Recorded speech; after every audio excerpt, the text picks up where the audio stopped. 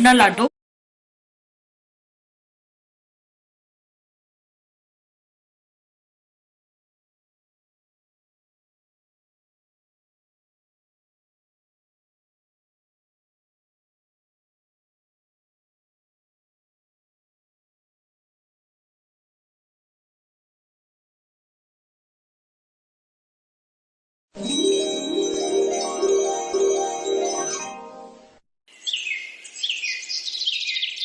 अंजलि को देखने के लिए अंकित अपने पूरे परिवार के साथ उसके घर आया। अंजलि ने सबको प्रणाम किया और सबके लिए चाय और पकौड़े लेकर आई। कुछ देर बाद सर शॉट रेडी है सर। हमारा गर्दन छिल गया, इनको शॉट का पड़ा है। सर एक बार आप इसे ट्राई कीजिए। नया जिलेट गार्ड अब अनोखे सेफ्टी कोम के साथ।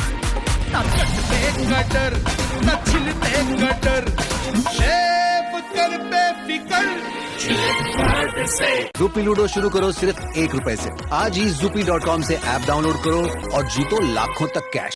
घमंडी नूडल वाला मदन शहर में नूडल का ठेला लगाता था, लेकिन उसका काम वहाँ चल नहीं रहा था। आजकल नूडल बेचने के इतने ठेले हो गए हैं, कोई मेरे पास नहीं आता। काम बहुत ही मंदा चल रहा है, लगता है वापस गांव ही जाना पड़ेगा। मदन अपनी पत्नी के साथ वापस गांव आ गया।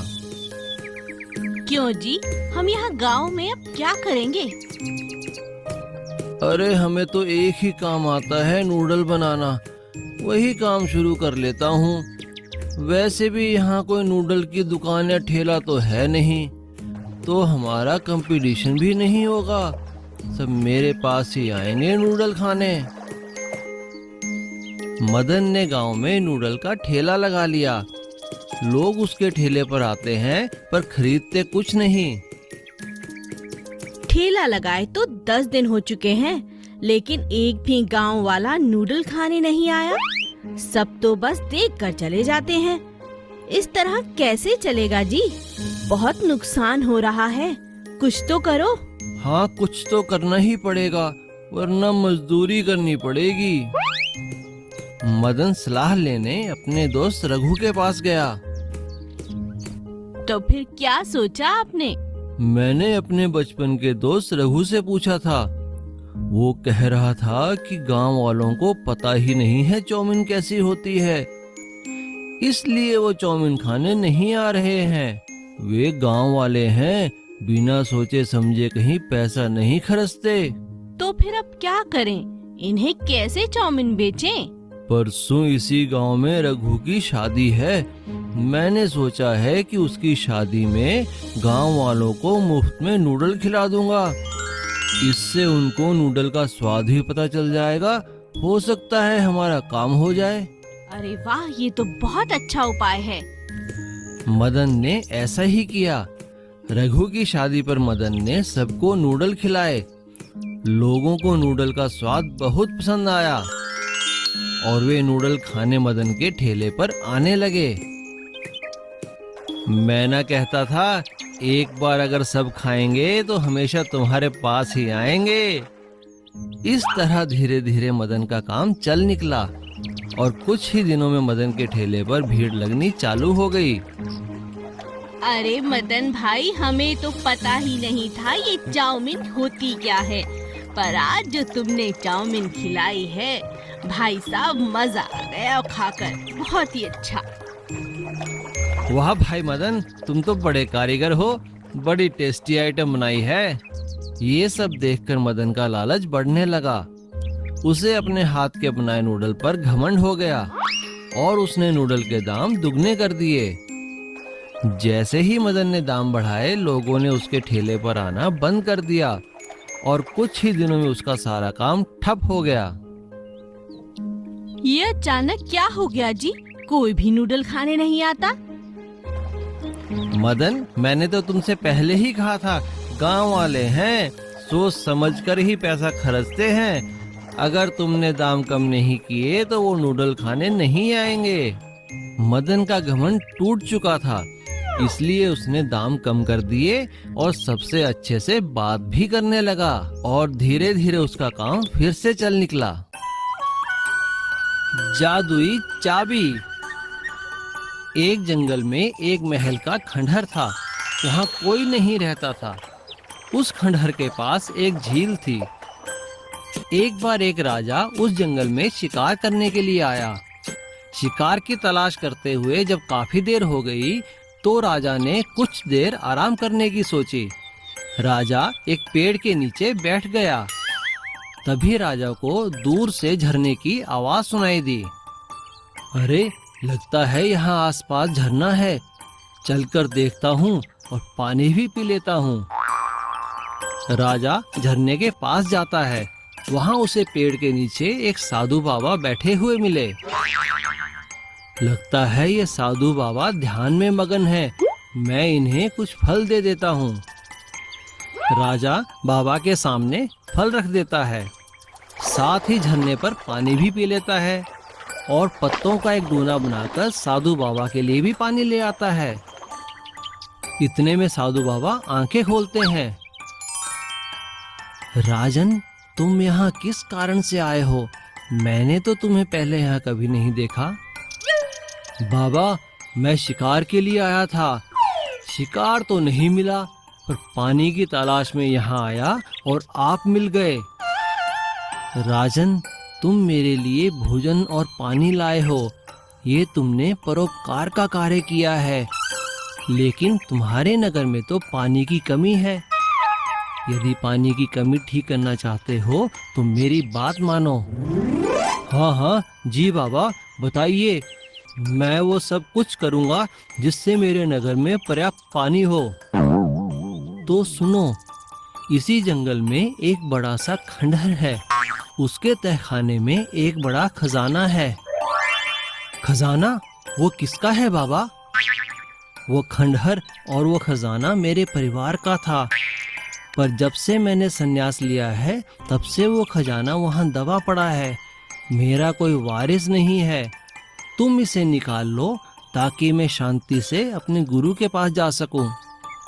पर बाबा, मैं उस खजाने का क्या करूँगा? मैं चाहता हूँ तुम उस खजाने को लोक कल्याण के कार्य में लगाओ। इस झरने का पानी अपने नगर तक ले जाओ। लेकिन बाबा, मैं उस खजाने तक पहुँचूंगा कैसे? उस महल के दरवाजे के दाईं ओर एक चाबी है जो सिर्फ निस्वार्थ भाव से कार्य करने वालों को ही मिलेगी और तुम्हें वो चाबी मिल जाएगी। और राजा उस खजाने की चाबी को ढूंढ लेता है और साधु के आशीर्वाद से झरने से लेकर शहर तक एक नहर निकालता है। नहर आसपास के सारे खेतों को पानी पहुंचाती है, जिससे नगर के सभी लोग खुशहाल जीवन व्यतीत करने लगते हैं। और राजा अपनी पूरी प्रजा के साथ साधु बाबा का धन्यवाद करता है। मशरूम करी की सब्जी। दीपक एक बहुत अच्छा गुड़ का व्यापारी था। उसका व्यापार बहुत अच्छा चल रहा था। दीपक की पत्नी सुषमा बहुत स्वादिष्ट खाना बनाती थी। दीपक को मशरूम खाना बहुत पसंद था, इसलिए वह रोज ढेर सारे मशरूम लाता और सुषमा रोज अलग अलग तरह के पकवान बनाती, और वह भी सिर्फ मशरूम के। सुषमा जब भी खाना बनाती तो गांव के सभी पड़ोसी खुशबू से खींचे चले आते और सुषमा सभी को बड़े आदर और प्यार से खाना खिलाती। एक दिन उनकी एक पड़ोसन बोली, अरे ओ सुषमा, मुझे माफ करना, रोज रोज तुम्हारे हाथ के बने मशरूम खाने आ जाती हूँ, पर क्या करूँ, बहुत कोशिश की पर तुम जैसा खाना नहीं पका पाई। हाँ, और जो स्वाद तुम्हारे प्यार से बनाए मशरूम में है वो तो किसी और के बनाए मशरूम में हो ही नहीं सकता। दीपक की दुकान के पड़ोस में एक कंजूस सुनार की दुकान थी। उसे भी सुषमा के हाथ के मशरूम खाने की आदत हो गई थी। आ गई बेटी, जल्दी ला। आहा, मजा आ गया तेरे हाथ के मशरूम खाकर। सबको खाता देख सुषमा को बहुत खुशी मिलती। एक दिन दीपक ने सुषमा से कहा, मैं शहर जा रहा हूँ, आने में देरी होगी, अपना ख्याल रखना और आराम कर लेना। कोई जरूरत नहीं है किसी और के लिए खाना बनाने की। सुषमा उदास हो जाती है। कुछ देर बाद सुनार और कुछ गांव के लोग फिर से खाने की खुशबू से खींचे चले आते हैं। अरे बेटी, आज तुम दुकान पे नहीं आई तो मैं ही चला आया। यहाँ से गुजर रहा था तो सोचा मिलता भी चलूं और कुछ खा भी लूं। सुषमा ने खुशी खुशी सुनार को खाना परोसा। रात में जब दीपक और सुषमा सो रहे थे तभी दो चोर उनके घर घुसे और सुषमा के सभी जेवर और पैसा लेकर चले गए। और अगले दिन चोर सुनार के पास सारे जेवर बेचने पहुँचे। जेवर देखते ही सुनार पहचान गया कि ये तो सुषमा के जेवर हैं।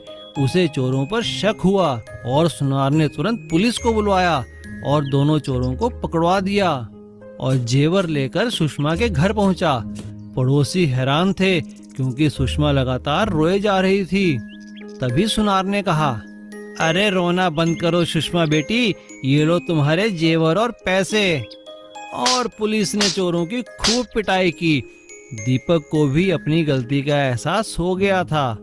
मुझे माफ करो सुषमा, तुम्हारे इसी अच्छे व्यवहार की वजह से आज हमारा सारा पैसा और जेवर बच पाया है। इसीलिए तो कहती हूँ जी, खाना खिलाना तो पुण्य का काम होता है। तुम ठीक कहती हो सुषमा, खाना खिलाना वाकई ही पुण्य का काम होता है। कर भला तो हो भला। लालची ब्रेड ऑमलेट वाला। चकरपुर रेलवे स्टेशन पर एक छोटू नाम का लड़का उबले हुए अंडों का ठेला चलाता था। उसे सिर्फ अंडों को उबालना ही आता था और ग्राहक भी उबले अंडे बड़े चाव से खाते थे। पर कई ग्राहक जो उबले अंडे नहीं खाते थे वह छोटू से कहते, अरे छोटू, तुम बस हमेशा उबले अंडे ही क्यों बेचते हो? क्या तुम्हें ऑमलेट बनाना नहीं आता? इस तरह कई ग्राहक ब्रेड और ऑमलेट की डिमांड करते थे, मगर छोटू को ऑमलेट बनाना नहीं आता था। तो उसने सोचा, अगर मैं ब्रेड और ऑमलेट बेचना शुरू कर दूं तो मेरा धंधा और भी बढ़ जाएगा। छोटू एक दिन बाजार में एक ढाबे पर काम करने वाले अपने दोस्त शंभू से कहता है, अरे शंभू, मेरे ठेले पर काम बहुत बढ़ गया है। मुझे कुछ दिन के लिए तुम्हारी मदद चाहिए। मैं कमाई का हिस्सा तुम्हें भी दे दूंगा। कैसी मदद? तुम तो जानते हो मुझे ऑमलेट बनाना नहीं आता। अगर तुम मुझे ऑमलेट बनाना सिखा दोगे तो मेरा काम अच्छा चल पड़ेगा। हाँ हाँ, क्यों नहीं, मैं कल ही ढाबे से छुट्टी ले लेता हूँ। शंभू कुछ दिन की छुट्टी लेकर अब रेलवे स्टेशन पर छोटू की मदद करने लगा। अब छोटू का काम भी दुगना हो गया। हर कोई उसके ब्रेड और ऑमलेट की तारीफ करता। मगर शंभू बहुत चालाक था। उसने छोटू की उबले अंडों की कला भी सीख ली और उसके सभी ग्राहकों को अपने ऑमलेट की आदत भी लगा दी। एक दिन शंभू छोटू से कहता है, अच्छा दोस्त, बहुत दिन हो गए, अब मैं वापस अपने ढाबे पर जा रहा हूँ। शुक्रिया शंभू। शंभू के जाने के बाद छोटू ने खुद ही ऑमलेट बनाना शुरू किया, लेकिन वह अच्छे ऑमलेट नहीं बना पा रहा था। अरे भाई, ये कैसा ऑमलेट बनाया है? इसमें तो मिर्ची ही मिर्ची है। अब ग्राहक छोटू के ठेले पर न जाके पास ही खुले नए ठेले पर जाकर ब्रेड ऑमलेट और उबले अंडे खाने लगे। अरे भाई, कहाँ जा रहे हो? ऑमलेट नहीं खाओगे? अरे नहीं, तुम्हारी दुकान से ऑमलेट कौन खाएगा? हम तो पड़ोस के ठेले पे जा रहे हैं। देखो वहाँ वो लड़का खड़ा है टोपी और चश्मा लगाकर, बहुत ही स्वादिष्ट ऑमलेट बनाता है और उबले अंडे का स्वाद भी वैसा है जैसा तुम पहले देते थे। वो नए ठेले पर जाकर उससे बात करने लगता है। तभी अचानक एक गाड़ी उस ठेले वाले को टक्कर मार देती है और उसका टोपी और चश्मा नीचे गिर जाता है। छोटू यह देखकर हैरान रह जाता है कि वह कोई और नहीं, उसका दोस्त शंभू है। मुझे माफ कर दो दोस्त। छोटू बिना कुछ कहे अपने ठेले पर वापस चला जाता है और दिन रात मेहनत करके अच्छा ऑमलेट बनाना सीख लेता है और फिर से उसका ठेला खूब चलने लगा। सीख, लालची इंसान को मेहनत वाला इंसान हमेशा हरा सकता है। Please subscribe.